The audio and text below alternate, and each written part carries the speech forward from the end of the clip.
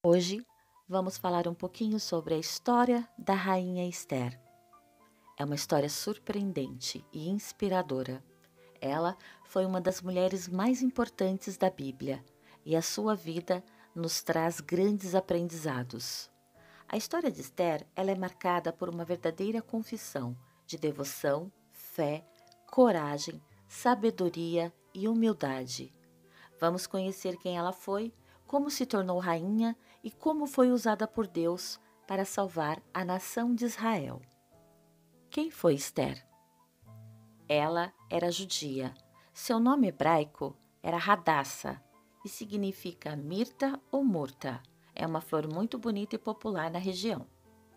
Ela passou a se chamar Esther somente após entrar no harém do Palácio Real. Ela ficou órfã e o seu primo Mordecai, que estava na Pérsia, em algumas traduções vocês podem encontrar também como Mordequeu. Ele cuidou dela como fosse sua filha. Nessa época, a nação de Israel estava sob exílio do reino persa. O livro de Esther foi escrito aproximadamente entre 470 e 486 a.C. e acredita-se que foi escrito por Esdra. A história ocorreu em Susã. Esther viveu num tempo de grande perigo, pois o seu povo, os israelitas, estavam em exílio após a destruição da cidade de Jerusalém. Assuero e Vaste. De acordo com o Midrash, que é um método judaico de interpretação bíblica que consiste na releitura e contagem de determinada narrativa, acrescentando a ela detalhes. Vaste era bisneta do rei Nabucodonosor II, neta do rei Evril Merodach e filha do rei Belsazar. Assuero foi o primeiro rei persa, filho de Dário e neto de Ciro o Grande, que herdou o trono em 485 a.C., apesar de não ser o primogênito. No primeiro capítulo da Bíblia aparece o nome Xerxes, que é o nome grego do rei Assuero. A história de Esther começa quando o rei persa Assuero deu uma grande festa para os seus servos e príncipes para exibir as suas riquezas e glórias do seu reino. A rainha Vaste, que era antecessora de Esther no trono, foi convocada pelo rei para exibir a sua formosura. Ela, porém, se recusa a atender o chamado do rei Assuero de estar na sua presença. Por esse motivo, o rei ficou furioso e resolveu destituir Vaste do seu cargo de rainha. Para substituir a rainha Vaste, o rei criou um concurso de beleza para que fosse escolhida no reino a jovem mais bela e formosa para se tornar rainha. Esther é escolhida rainha. Durante o concurso criado pelo rei, as jovens que foram selecionadas ficavam recebendo durante 12 meses tratamentos especiais de beleza e especiarias.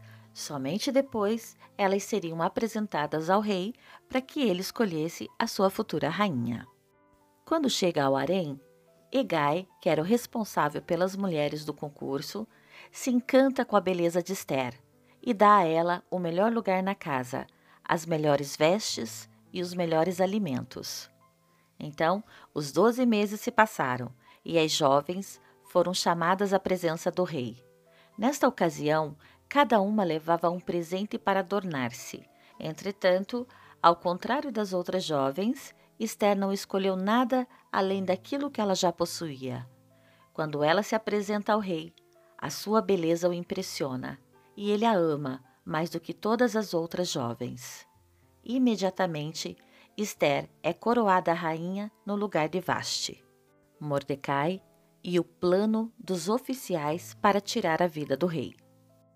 Preocupado com a sua prima, que havia sido criada como filha, Mordecai visitava frequentemente o palácio de Susã. E numa dessas visitas, Mordecai escuta quando 2 oficiais planejam uma conspiração para assassinar o rei.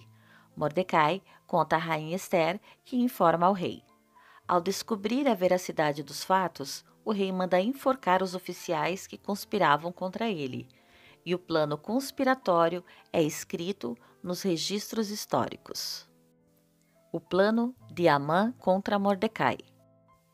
Algum tempo depois, Amã, nobre e amalequita, é exaltado e colocado como primeiro-ministro, sendo o segundo no reino, abaixo do rei. E por isso, naquele tempo, foi publicado um decreto do rei para que todos adorassem Amã. Entretanto, como Mordecai era judeu e servo de Deus, ele se recusa a se curvar diante de qualquer outra pessoa ou qualquer outro ídolo. Amã fica muito enfurecido com Mordecai e com todo o povo judeu e requer ao rei que os judeus sejam punidos por não adorá-lo. O rei concede o pedido de Amã e publica um novo decreto para que seja destruído o povo judeu. Mordecai faz um pedido a Ester. Quando Mordecai toma conhecimento do decreto contra o povo, se entristece bastante, rasga suas vestes e cobre-as de cinza, que era um costume da época. Ester fica sabendo da tristeza de Mordecai e se entristece também. Preocupada com seu primo, ela manda que suas servas e servos descubram o motivo da tristeza dele. Mordecai conta para Ester o plano terrível de Amã e pede para que ela interceda pelo povo judeu perante ao rei. Acontece que naquela época, quem fosse à presença do rei sem ser convidado seria condenado à morte, exceto se o rei estendesse seu cetro de ouro. Por isso Ester fica receosa e teme por sua vida. Porém, seu primo a alerta de que ela também é judia e não seria poupada apenas por estar no palácio. Com isso, Ester pede a Mordecai que ele e todo o povo judeu ore e jejue por 3 dias, e informa que ela e as suas servas fariam o mesmo. Os dias se passam e Ester coloca as suas vestes reais para ir à presença do rei.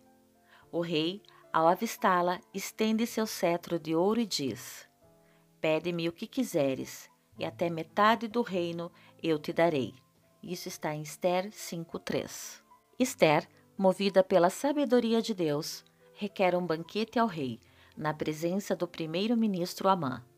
Durante o jantar, o rei indaga a Ester sobre qual era o seu pedido. A rainha, porém, requer um novo banquete no dia seguinte. A salvação dos judeus e a festa de Purim. No dia seguinte, ocorre um novo banquete requerido por Ester ao rei. A rainha expõe todo o plano de Amã. O rei fica furioso com o plano de tirar a vida da rainha tão amada por ele e de todo o seu povo e decide enforcá-lo. Lembramos que ele foi enforcado na mesma forca que ele construiu para matar Mordecai. Acontece que mesmo com a morte de Amã, o povo judeu continua desprotegido, pois o decreto que determinava sua destruição continuava em vigência.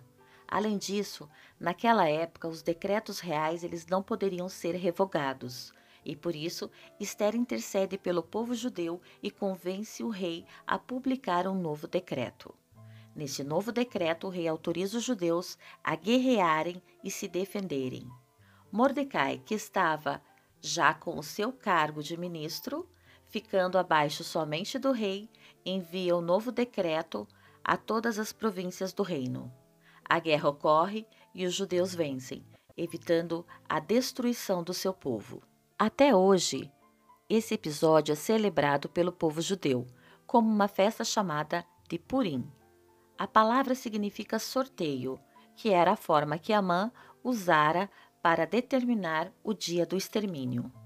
O livro de Ester traz um exemplo excelente do poder e da influência para o bem que uma pessoa pode exercer. Na condição de judia exilada na Pérsia, Ester chegou à alta posição de rainha e depois se viu diante da possibilidade de ser executada juntamente com o restante do seu povo.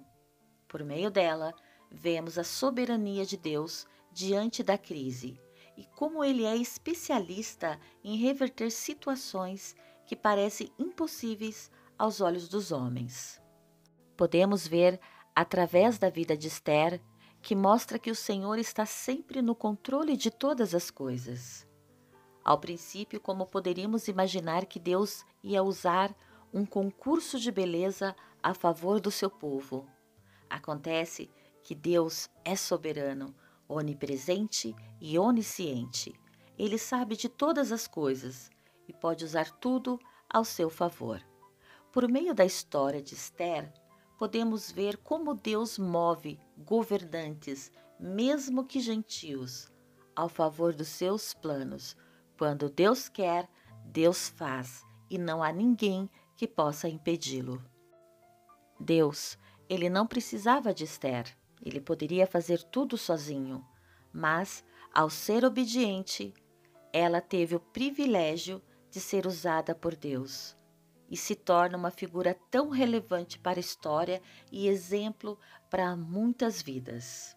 Além disso, nós temos algumas coisas que podemos aprender com a história de Esther. Esther não fugiu do seu chamado para interceder pelo seu povo. Ao contrário, foi corajosa e se levantou pelos judeus.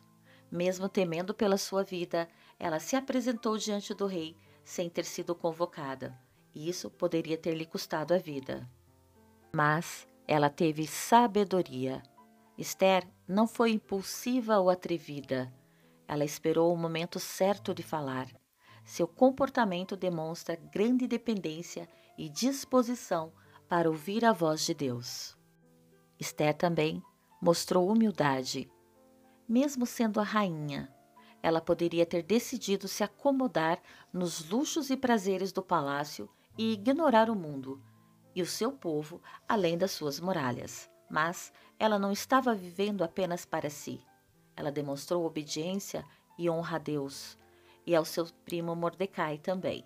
Ela teve a sua identidade muito bem firmada em Deus e sabia que a sua posição de rainha era para servi-lo.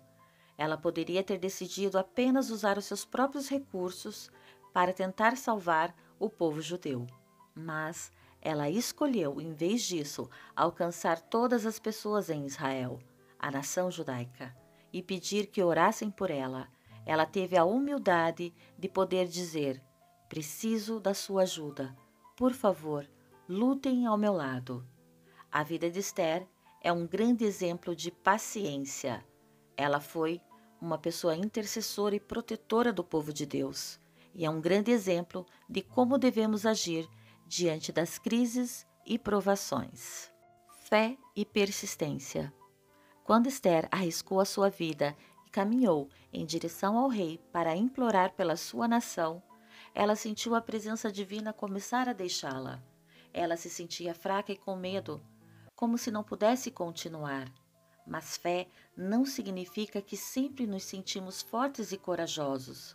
Fé significa que persistimos, mesmo quando estamos exaustos e com medo. Esther não desistiu quando sentiu que não poderia continuar.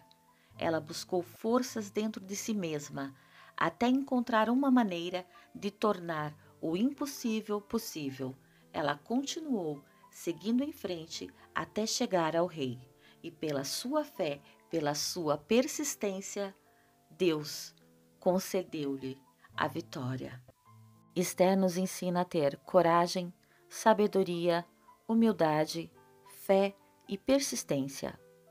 E não devemos esquecer que todas as situações estão no controle de Deus. Ele usa quem quer, quando quer, na hora que Ele quiser, para fazer o milagre acontecer. Amém? Se você gostou desse vídeo, curta, comenta e compartilha. E até o próximo.